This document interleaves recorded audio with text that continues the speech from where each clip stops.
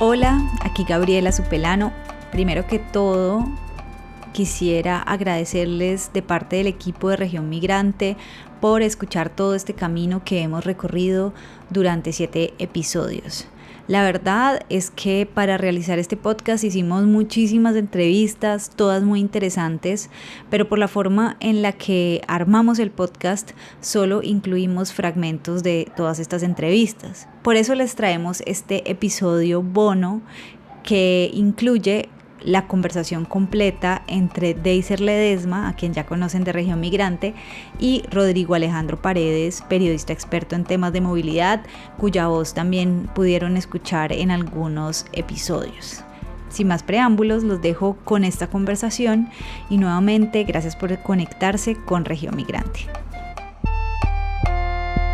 Mi nombre es Rodrigo Alejandro Paredes Rodríguez, soy nativo cartagenero y me defino como investigador y periodista. Digamos que esta es mi profesión central, desde donde construyo un poco mi visión de la realidad. Pues actualmente digamos que todo eso termina siendo parte de Relato Migrante, que es como mi compañía, mi proyecto personal, bueno, mío y de mis amigos, y desde allí pues digamos que elaboramos una visión del mundo a través de la lógica de la movilidad humana, porque comprendemos que desde la movilidad humana pues está el rastro de nuestros ancestros, pero también el rastro presente de nosotros. Cuando se empezó, por ejemplo, esa primera oleada de la migración masiva que tenemos de venezolanos en Colombia, porque muchas veces lo que pasa con el tema de los migrantes no es solo que ellos vienen acá a habitar un territorio, sino que piensan que se les va a quitar algo a los locales o que se siente como una amenaza muchas veces. ¿Cómo fue ese primer contacto y el poder comprender que este concepto de la movilidad humana? El venezolano nunca ha sido un extraño en el Caribe. Entonces yo crecí acostumbrado a que mis tíos, a que hermanos de mis abuelos, a tener un tercio de mi familia venezolana. Asimismo, un tercio de mi familia también isleña, panameña. O sea, este tema de las fronteras es un tema bastante reciente. Y bueno, la movilidad humana como concepto es algo que siento yo que es necesario que sea enseñado, porque digamos que se ha erradicado la comprensión básica de la relación de la migración y la movilidad humana. Pero cuando yo pude como encontrarme con el término y entender que el movimiento es un derecho, que transitar es una actividad natural en nosotros, cambia un poco la forma como uno interpreta la realidad. Una investigación que realicé lleva por nombre Genealogía de un ser cartagenero. En ese programa nosotros dialogamos sobre 6 procesos habitacionales del territorio que hoy se configura como Cartagena. Se habla de indígenas, calamarí en la época prehispánica. También llegó la llegada de los europeos como colonizadores, la llegada de los esclavizados desde África. Y después de eso también hay unas olas de migración porque tienen unas motivaciones más comerciales. Y todo eso confluye, digamos, en crear una cartagenidad que difícilmente puede ser narrada desde una raizalidad absoluta, como si fuéramos un pueblo ancestral más allá de todas las diásporas que nos configuran, que sí, hay una ancestralidad fuerte, pero no una ancestralidad única, sino unas ancestralidades. Entonces el cartagenero ha adoptado una cultura que es más contemporánea, encontrando unas nuevas prácticas que lo redefinen. Hoy hablamos de la champeta, las comidas de peces, pero también hay un plato que es posta cartagenera que se realiza con res, y las reses no son tradicionales de la ciudad ni somos una ciudad de ganado. Entonces en ese sentido Cartagena se reinventa un poco con los productos de esta simbiosis, y entonces pues claro, estas fusiones se dan necesariamente a partir del junte de todos. Y desde el concepto de la movilidad humana, por ejemplo, unos 10 años que va a pasar con un negocio de comida mexicana, pero que lo montó un cartagenero, lo trabajan venezolanos, pero la comida pues es de otro país. Entonces, ¿cómo esas formas van a ir adoptándose para poder construir un mismo territorio? Ya, ¿cómo es la diferencia? ¿Cómo podemos abordar el tema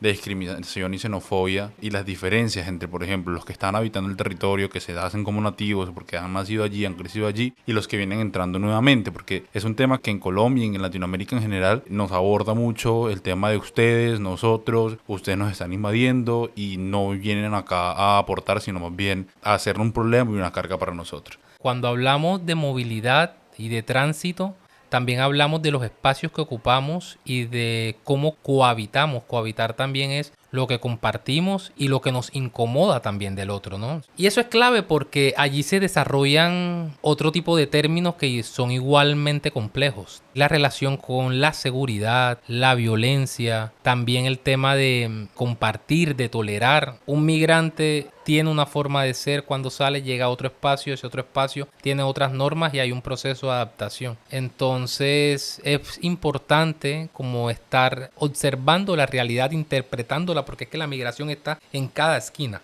También digamos que estamos en un momento global, la digitalidad nos permite conectarnos, ya la migración hoy no solamente es la ocupación del espacio personal terrestre, sino que también estamos hablando hoy de los espacios digitales. Eso complejiza el panorama y va haciendo que la identidad sea un tema más fluido, más simbiótico, más fusionado. En 30 años un japonés no puede decirme que el sushi no es colombiano, porque los colombianos ya tendrán décadas haciendo sushi y quizás harán sus propias preparaciones y combinaciones y no será el mismo sushi de allá de Japón, y eso no debería tomarse como un asunto de apropiación cultural, sino debería ser pensado como que ya los límites están más en la imaginación y que hemos llegado a estar en una escala de desarrollo que nos permite conectarnos mucho más rápido y fusionarnos sin las barreras que antes teníamos. Hay un gran camino por recorrer, evidentemente, a nivel de políticas, a nivel de acciones también y a nivel incluso de la ética misma de los seres humanos. Pero también yo siento que la tecnología hará que transitemos caminos que harán que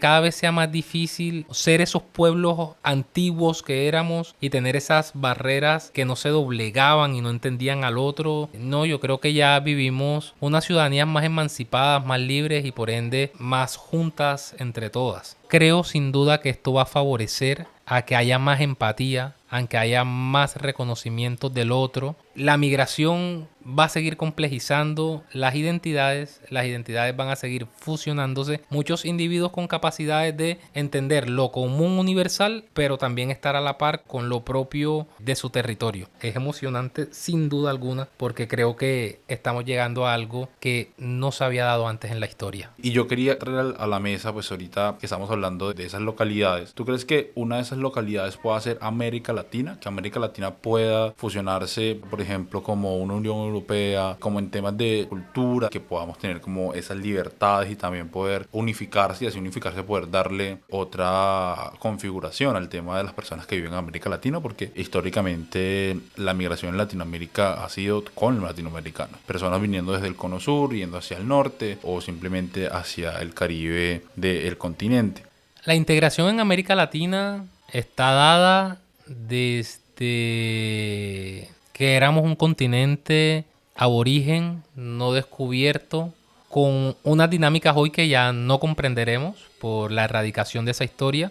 Yo creo que ese es un factor importante a reconocer, porque la idea de la segregación de América Latina como países es algo más traído desde afuera que en sí mismo ser una realidad de nuestro territorio. Creo que también es importante tener clave que esta es una idea que pareciera no agradarle a gran parte del mundo, sobre todo a los países que más rédito sacan de nuestras riquezas. Nuestra riqueza cultural, nuestra riqueza medioambiental, nuestra riqueza en minerales. Entonces creo que eso es también algo clave porque el proyecto América Latina Unida es una consigna que se viene mencionando hace mucho tiempo y desde diferentes lados, desde diferentes sectores, pero siempre bajo un pensamiento emancipador, bajo un pensamiento de liberación y con la intención de que nosotros como continente nos ganemos el derecho a probar nuestra propia suerte. Yendo al plano actual en el que estamos segregados, que estamos divididos, que ya nos reconocemos como repúblicas independientes. Por un lado, somos un bastión del mundo como nación, como territorio, por la riqueza de nuestro suelo. Eso llama la atención de mucha gente. Hay también un gran escape de talento hacia el norte, hacia Europa. Entonces creo yo que no solamente nos fusionaremos entre nosotros, sino también con mucha gente de afuera. Hay una frase de Facundo Cabral, un dramaturgo venezolano.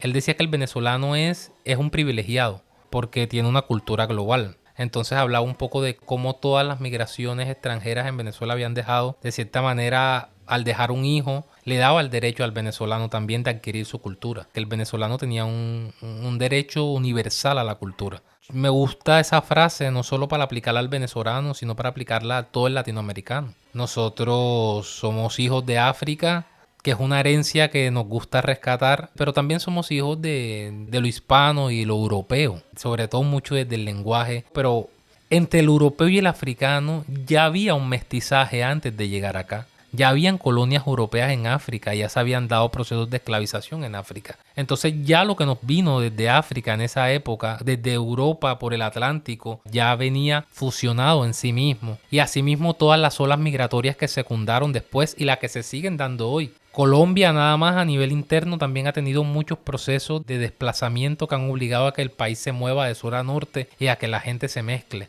A ver, uno podría analizar todos estos procesos desde la crueldad de los que muchos se ejecutaron, pero por eso me gusta citar la frase de Facundo Cabral, porque siento que hoy eso nos da una oportunidad. Tengamos muy presentes las normas de no repetición para no volver a ultrajar seres humanos de esa manera, pero ya digamos que no podemos llorar sobre mojado, y desde eso creo que nos tenemos que sentir alegres de tener una cultura tan amplia y tan diversa y aprovechar esa oportunidad, tomarla y crear mucho. Y eso es lo que estamos haciendo. Pero eso, lejos de convertirnos en algo único, lo que va a ayudar también es a diversificarnos, y sin duda la diversificación es algo muy positivo para el mundo. Y acá hablamos desde lo positivo, desde que podemos rescatar el intercambio, esas mezclas de migrantes, de personas que vienen de otros lugares y poder sentarse en un lugar. Pero también vemos que existen riesgos y que, por ejemplo, grupos armados de la ley aprovechan de estos mismos movimientos, de la independización de las repúblicas, de la segmentación de los países, pues como una normativa que hay actualmente para poder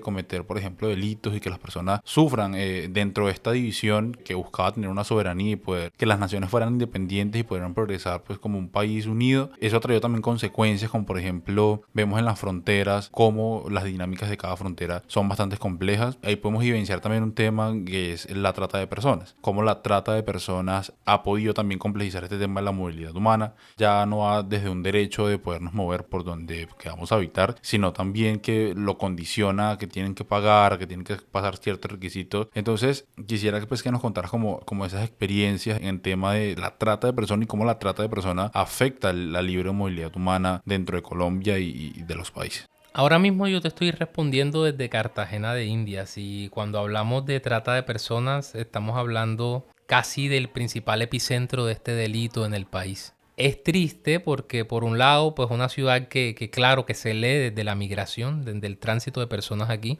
pero por otro lado migración no debería ser sinónimo de trata. Y hay una relación intrínseca entre las ciudades con mayor migración y el delito de trata de personas. Y creo que esta maljuntanza de riesgos es para aprovechar el estatus, o el no estatus migratorio más bien, de las personas que transitan, muchos de manera irregular. Y allí donde no hay identificación, allí donde un humano no es solicitado ni acompañado, pues la trata tiene la gran oportunidad de tener una persona a la cual puede desaparecer sin que a nadie le incomode. O aunque gente le incomode en algunos casos, pero digamos que en estos particulares de este tipo de personas hay muchas que las familias asumirán que se perdieron y ni siquiera saben que quizás son víctimas de trata de personas. Cuando hablamos de trata de personas estamos hablando de un delito que aún no comprendemos en su complejidad, donde las cifras no están ni cercanas a la ejecución real de las consecuencias de este delito y todavía somos muy ignorantes de eso. Ahorita en Cartagena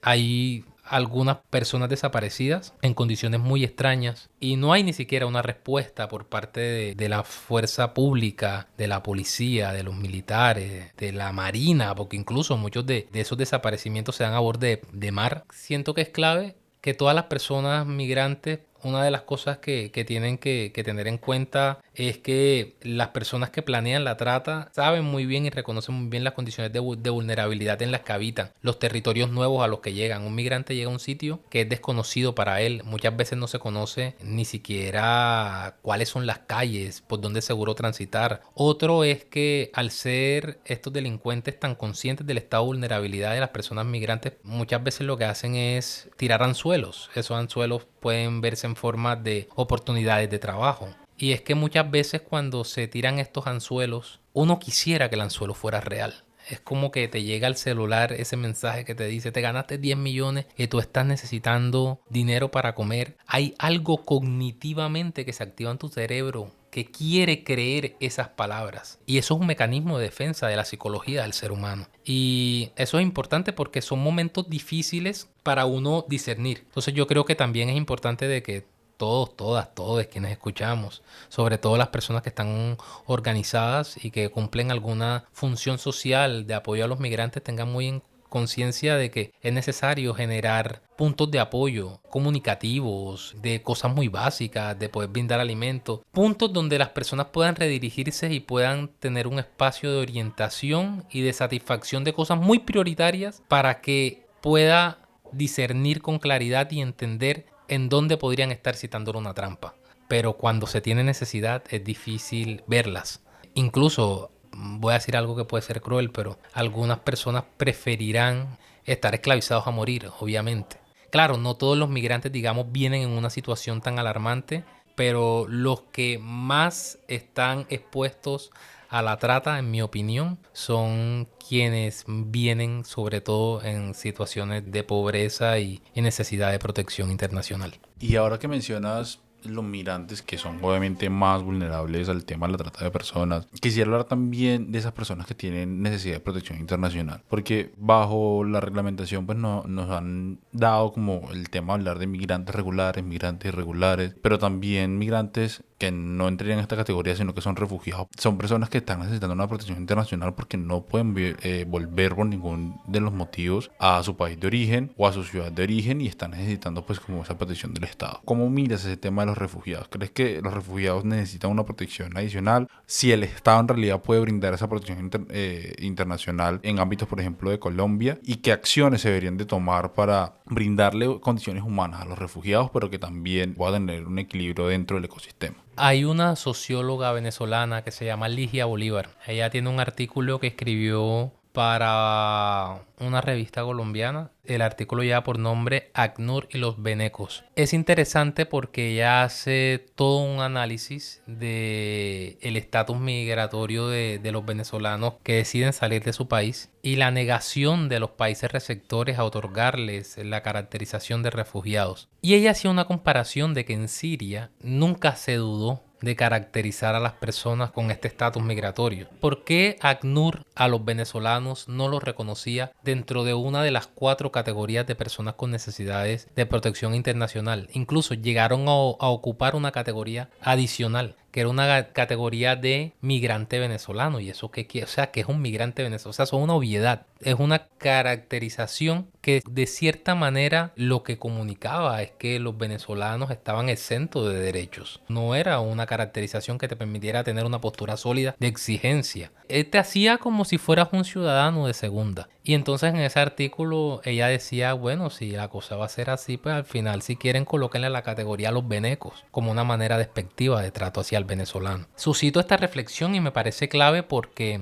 siento que no por leguleyadas, es decir, no por truquitos legales, debería dialogarse o ponerse en tela de juicio la necesidad de protección de alguien. Es claro que en Venezuela la gente está saliendo por necesidad. Ahora, quizás también hay un discurso alarmista por parte de los medios. Eso puede ser real o no, de acuerdo a quién y de dónde. Y habrá migrantes que de pronto vengan con más necesidades que otros. Pero es difícil y complejo en una situación de país empezar a determinar quién sí y quién no. No es ni siquiera operativo. Pues claramente yo creo que eso lo que evidencia es el miedo y digamos como esa lavada de manos de los países vecinos para intentar frenar un poco el flujo migratorio. Ahora, analizar la migración también es un tema complejo. En el caso de Venezuela comparte 2 fronteras con Colombia. Por lo tanto, la mayor afluencia de venezolanos van a llegar a este país. Algunos decidirán quedarse, otros harán la ruta de Colombia y terminarán yendo a otros sitios. Es fundamental como entender lo problemático de todo esto ya, para entender también lo que significa la cobertura de derechos a la población migrante. Eso me parece fundamental porque, es decir, una cosa es el reconocimiento de protección y otra cosa es las capacidades de los países para brindar garantías de derechos. Y creo que eso es una discusión, por ejemplo, de Colombia, es una discusión global también de tocar los fondos globales, la ONU, grandes fondos de cooperación internacional que destinen recursos para ayudar a solventar la situación de emergencia humanitaria.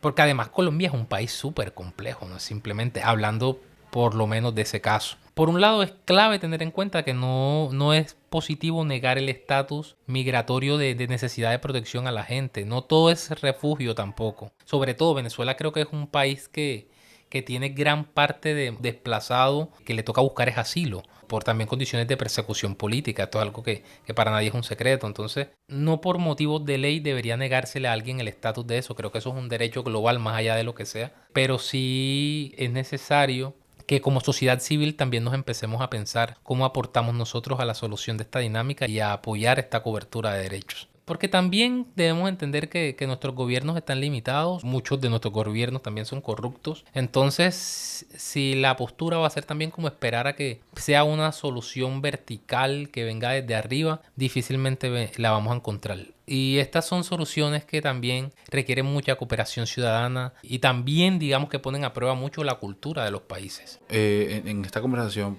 han salido varios temas, ha sido bastante interesante poder conversar contigo desde esa mirada como un experto, como investigador en parte de la movilidad humana. Y nada, pues Rodi, agradecerte por recibirme acá en Cartagena, por estar atento siempre como a estas preguntas, a estos temas, a poder investigar. Como tú lo dijiste, también como pedagogo, hace falta mucha pedagogía sobre estos temas. Y el mensaje sería pues seguir realizando pedagogía, mensajes que le puedan llegar a las personas y que a veces las cosas no son obvias. Las personas no saben que porque salieron de su país son migrantes o son refugiados, sino que simplemente las personas salen. No es como una necesidad básica poder identificarse entre un estatus o el otro. No sé si quieres dar un mensaje para despedir y poder cerrar esa sección. Un mensaje de cierre para todas las personas que nos escuchan es que un migrante es todo aquel que se desplaza. Si usted sale de su casa a buscar una tienda o algo, usted se está desplazando y usted está migrando. Y es importante adquirir conciencia de eso porque digamos que lo que nos diferencia son nuestras barreras culturales, que digamos que nos hacen sentir que algo es de allá y algo es de acá. Pero esa distancia como especie no existe. Y si llegaran alienígenas mañana, todos seríamos una misma raza, una misma especie y habitaríamos un mismo territorio. Entonces, parte de las barreras son mentales. Invitarles a todos a que se informen, a que se asuman como migrantes, porque migrantes somos todos, y desde allí a despertar esa nobleza y esa empatía que siempre nos ha caracterizado como especie y es la que ha permitido que cooperemos y que lleguemos al nivel de desarrollo que hoy tenemos como seres y cómo eso se ha también puesto a prueba en nuestra sobrevivencia en este planeta. Región Migrante es un podcast de la Universidad ICESI seleccionado en la convocatoria Pensar con Otros para construir ciudadanía y democracia de 2024 del Grupo Sura y la Fundación Bolívar da Vivienda. Producción general, Gabriela Supelano. Asistencia de producción, Valeria Carvajal y Deiser Ledesma. Estrategia de comunicación, Deiser Ledesma. Equipo editorial, María Juliana Soto, Gabriela Supelano, Valeria Carvajal y Deiser Ledesma. Equipo jurídico, María Alejandra Martínez y Paula Cerón. Apoyo editorial, Paula Aristizábal. Música original, Gabriela Supelano. Y apoyo en postproducción, Gabriela Martínez. Agradecemos a las organizaciones Voces Viajeras y Funda Transvida por su colaboración en este proceso y muy especialmente a Ana María Pereira y a Don Edgar Antunes, quienes nos han dado su valioso apoyo. También queremos darle gracias a todas las personas que compartieron sus testimonios y su conocimiento con Región Migrante.